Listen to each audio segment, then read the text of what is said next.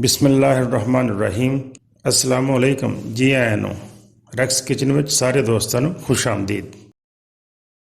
ਅੱਜ ਅਸੀਂ mango squash ਬਣਾ ਰਹੇ ਹਾਂ।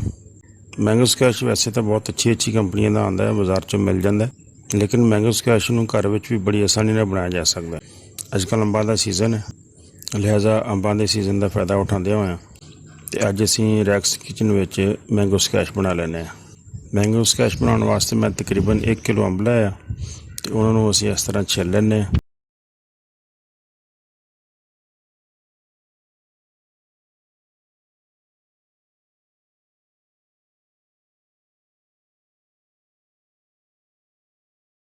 ਅੰਬਾਂ ਨੂੰ ਛਿੱਲ ਕੇ ਅਤੇ ਇਸ ਤਰ੍ਹਾਂ ਦੇ ਛੋਟੇ ਛੋਟੇ ਟੁਕੜੇ ਬਣਾ ਲਓ।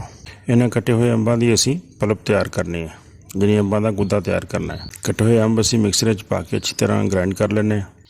ਅੱਛੀ ਤਰ੍ਹਾਂ ਗ੍ਰਾਇੰਡ ਕਰਨ ਤੋਂ ਬਾਅਦ ਸਾਡੀ ਮੈਂਗੋ ਪਲਪ ਤਿਆਰ ਹੋ ਗਈ ਅਤੇ ਹੁਣ ਅਸੀਂ ਚਾਸ਼ਨੀ ਤਿਆਰ ਕਰਦੇ ਹਾਂ। ਬਰਤਨ 'ਚ ਤਕਰੀਬਨ 400 ਗ੍ਰਾਮ ਚੀਨੀ ਪਾ ਲਓ ਅਤੇ ਚੀਨੀ 'ਚ ਤਕਰੀਬਨ ਅੱਧਾ ਲੀਟਰ ਪਾਣੀ ਪਾ ਲਓ।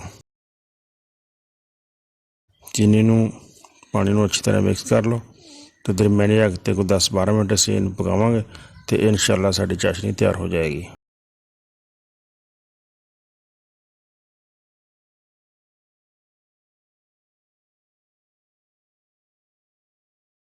ਹਲਕੀ ਅੱਗ 'ਤੇ ਇਹਨੂੰ ਤੁਸੀਂ ਇਸ ਤਰ੍ਹਾਂ ਪਕਾਈ ਜਾਓ।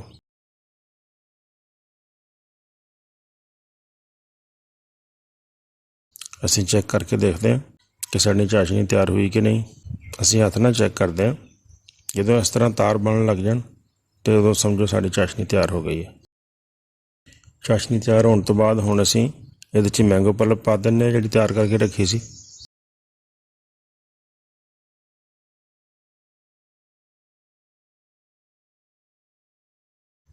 ਪਲਪ ਨੂੰ ਅੱਛੀ ਤਰ੍ਹਾਂ ਹਿਲਾ ਦਿਓ।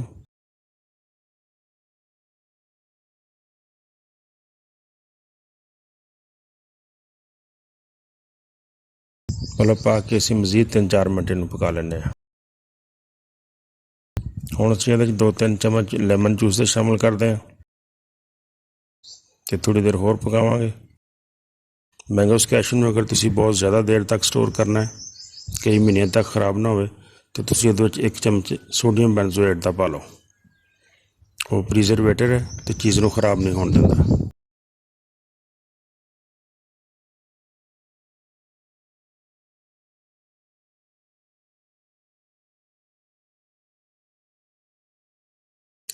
ਹੁਣ ਸਾਡਾ ਮੈਂਗੋ ਸਕੈਸ਼ ਤਿਆਰ ਹੋ ਗਿਆ।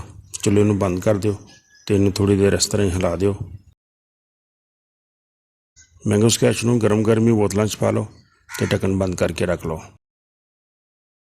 ਅਤੇ ਜਦੋਂ ਸਰਵ ਕਰਨਾ ਹੋਵੇ, ਗਲਾਸ ਵਿੱਚ ਥੋੜ੍ਹੀ ਜਿਹੀ ਬਰਫ਼ ਪਾਓ, ਮੈਂਗੋ ਸਕੈਸ਼ ਪਾਓ